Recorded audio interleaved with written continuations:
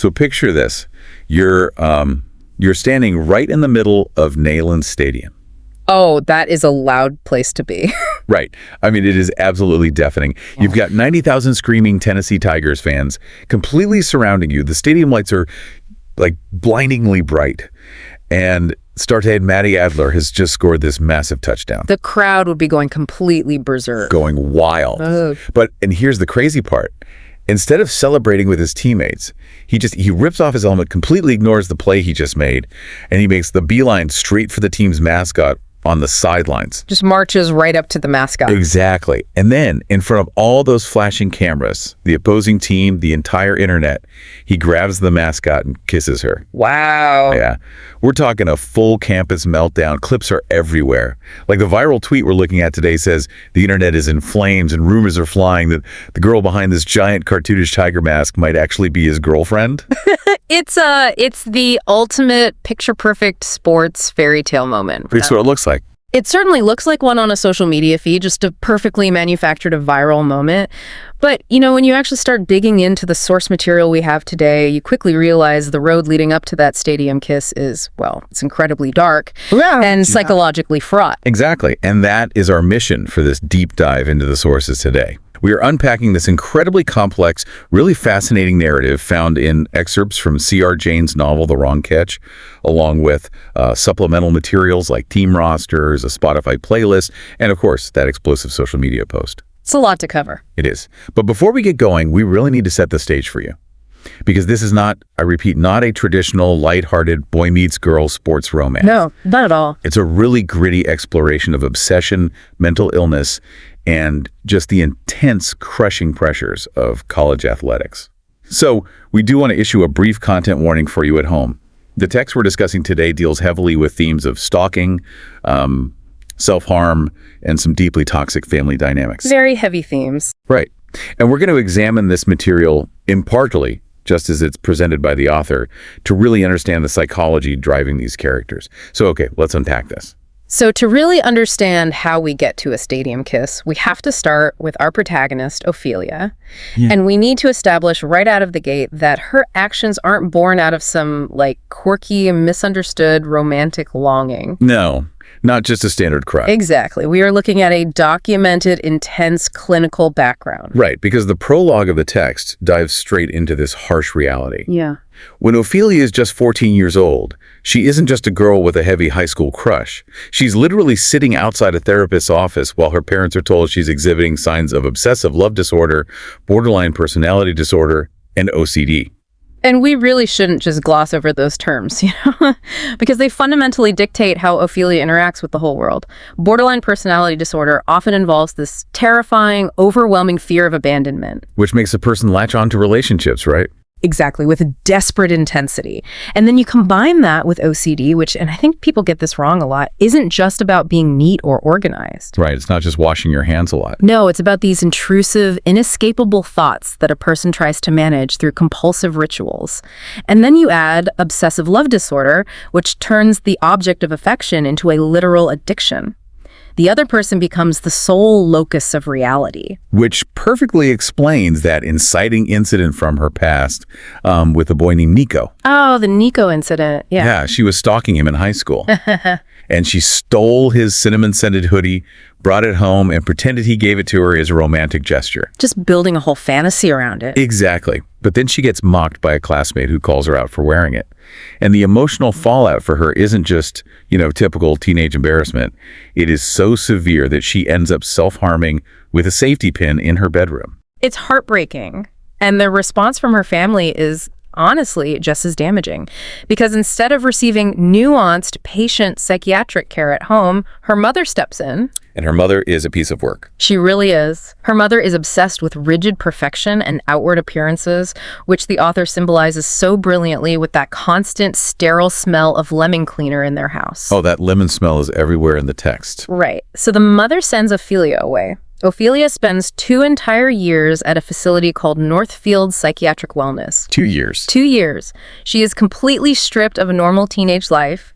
Her privacy is taken away down to her shoelaces, and she is essentially reduced to a medical file stamped with the word stabilized. Wow. Which brings us to the present day. She's finally out. She's a senior in high school, and she's trying to apply to safe local community colleges because she has these massive gaps in her transcripts from being at Northfield. She's just trying to fly under the radar. Right. And she's staring at this blank extracurriculars box on an application, feeling completely empty and adrift. But then, and this is wild, a pop-up ad for the University of Tennessee football program takes over her computer screen. Just a random ad. Random ad. She sees a highlight reel of Matty Adler, jersey number 23, black hair, blue eyes, and in an instant, her entire life plan shifts. She alters her applications. She even forges a fake emergency contact name just to get away from her controlling mother, all so she can go to his specific school. And psychologically, this is where we see the clinical concept of transfer of attachment. Ophelia's brain is using Matty as an anchor. Okay, unpack that a bit. Think of it like a hermit crab that has outgrown its shell and is suddenly exposed to the elements.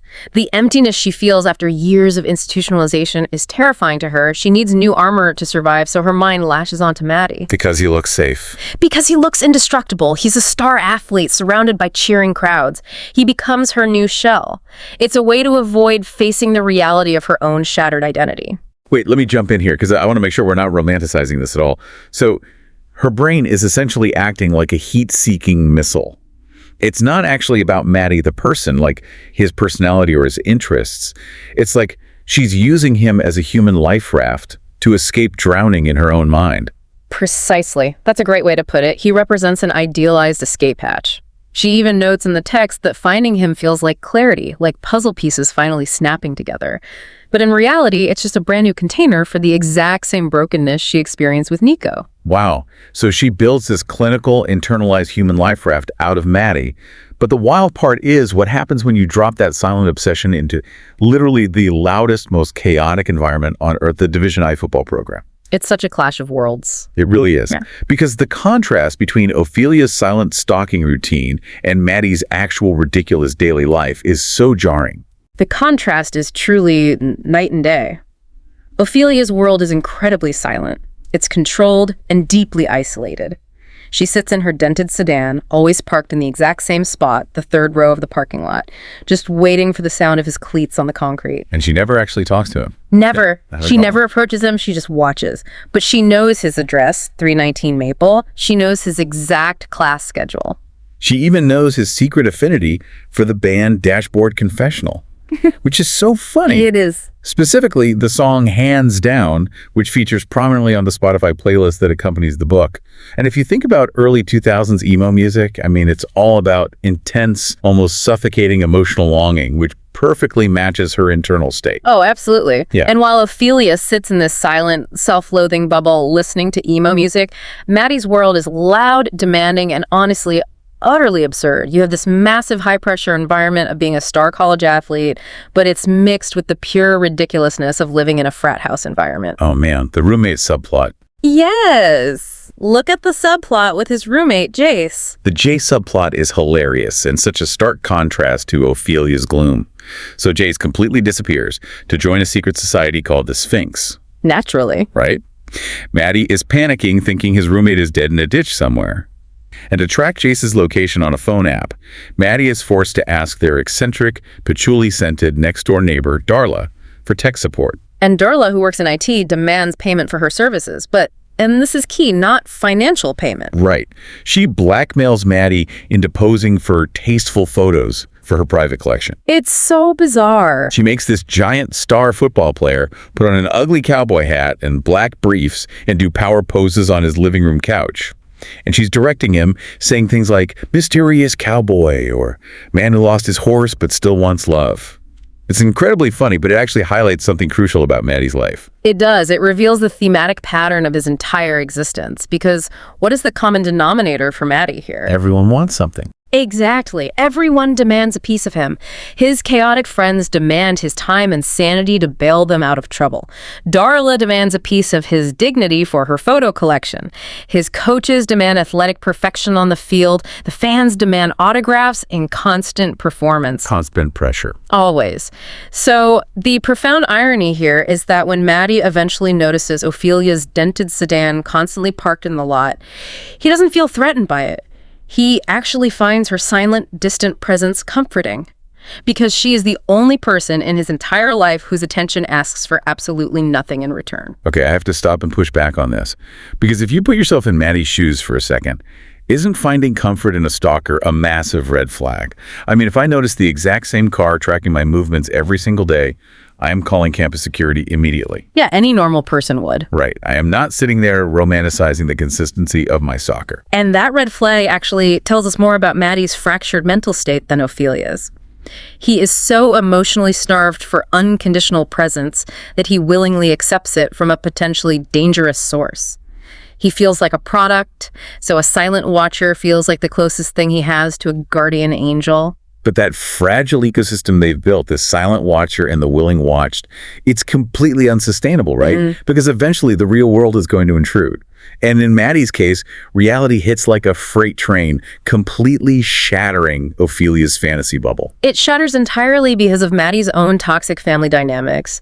We really need to look at the phone call Matty receives from his father because it is a masterclass in psychological manipulation. It's brutal to read. Matty is just trying to walk across campus, and his dad calls, immediately weaponizing Matty's NIL money. Right. The name, image, and likeness deals that college athletes get now. Exactly.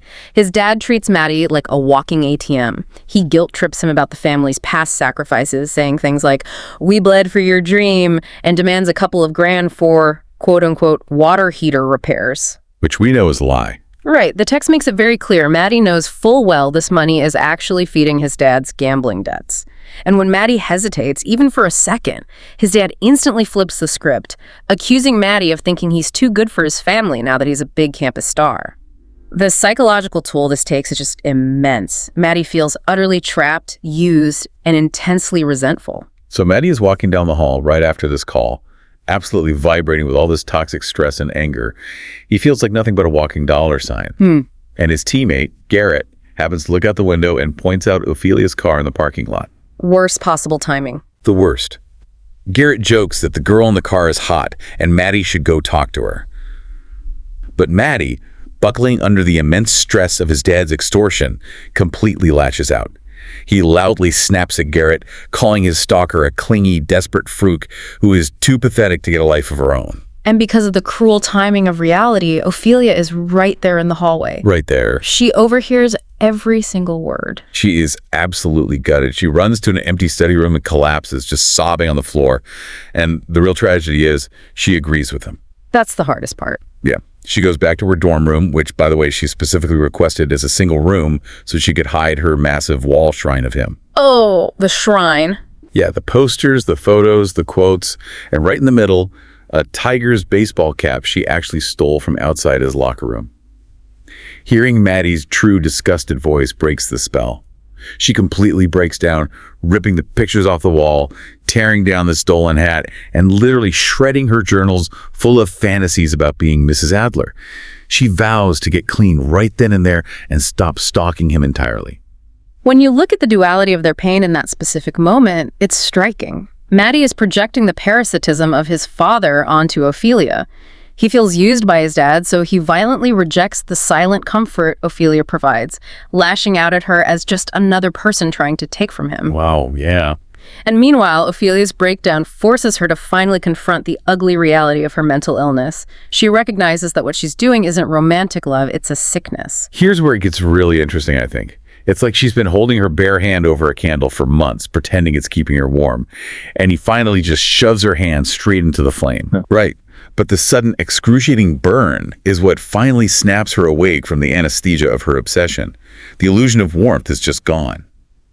But it makes you wonder, what actually happens when the stalker decides to clock out?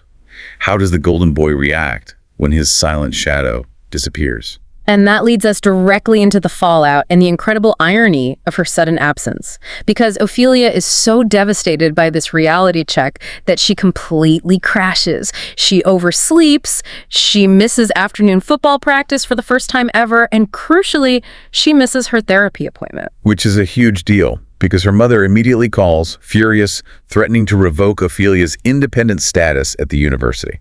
She's hovering right over. Yep.